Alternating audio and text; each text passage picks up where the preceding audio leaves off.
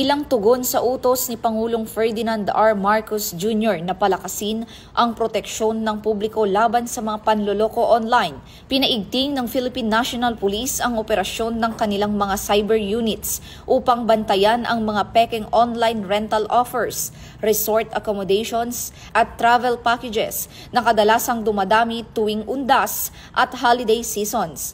Ayon kay Acting Chief PNP Police Lieutenant General Jose Melencio C. Nartates Jr., inatasan ang lahat ng istasyon ng pulisya at cybercrime unit na maging mas aktibo sa mga pagsubaybay sa mga kahinahinalang online transactions at agad na aksyonan ang mga ulat ng cyber fraud.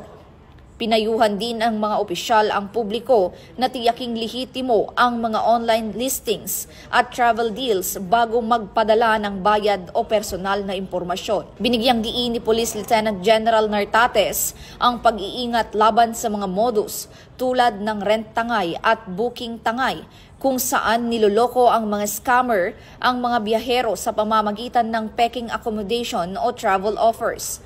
Pinayuhan naman ang publiko na agad i-report sa PNP Anti-Cybercrime Group ang anumang kahina-hinalang online activity at gamitin ang Unified 911 hotline para sa agarang tulong.